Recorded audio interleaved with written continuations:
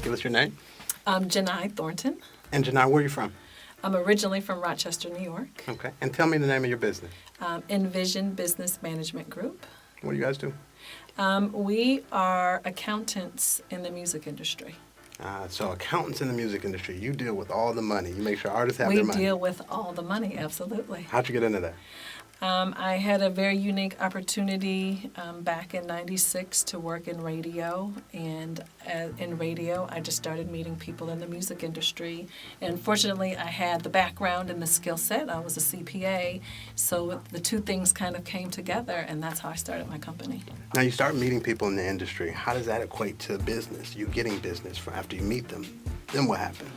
Well, what happened was working in radio, there's a lot of young people in radio, and a lot of the personalities were young. They were hosting clubs, and they would say, would you please help me file my taxes? That's really where it started for me, tax. Fortunately, I was a corporate tax accountant. And then they'd say, help me buy this house, help me clean up my credit. And literally, word of mouth, because the entertainment industry is a word of mouth business, I just started getting introduced to people and started building my client base. And you were in Atlanta building a base at a crucial time. Well, it was the heyday, to me, the heyday of music in Atlanta, because you think LaFace Records was here. The 90s, to me, was a magical time in music, definitely magical. Definitely. What did you learn from that experience of growing in the business in the 90s? Well, I think I have a respect for creativity because I'm linear. I'm a tax accountant, so I understand business, but now I understand how creativity actually makes money. So I learned the merit of the two. What do you think most young people are missing as it comes to or relates to that part of it? What I notice as a professional, I don't fully understand. I don't think young people understand. I need them to be able to tell me what they know how to do.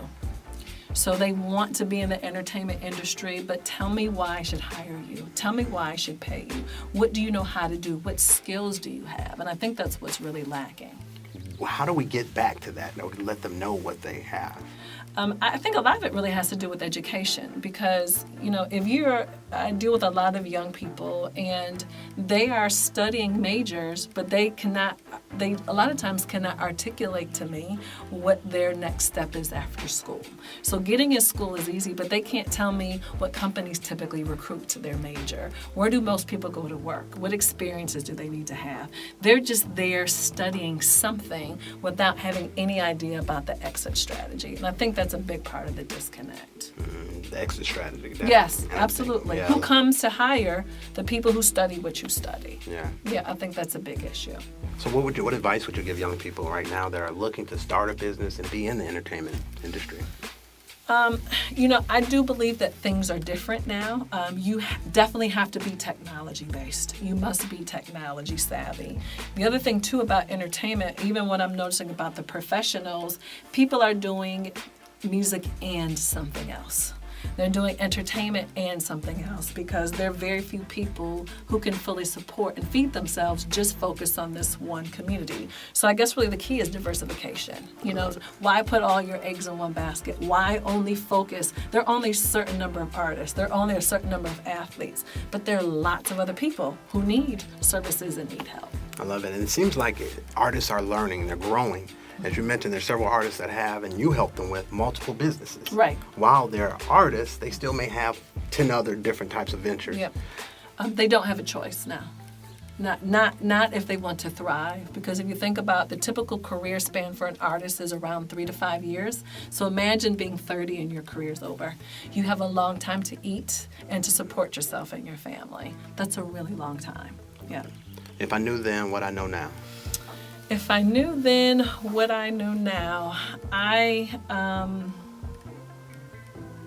what would I do differently? I think in addition to entertainment, that I would have been more intentional of focusing on other industries. I think, I was raising my children when I was building my business, and I think I kind of put myself in a box.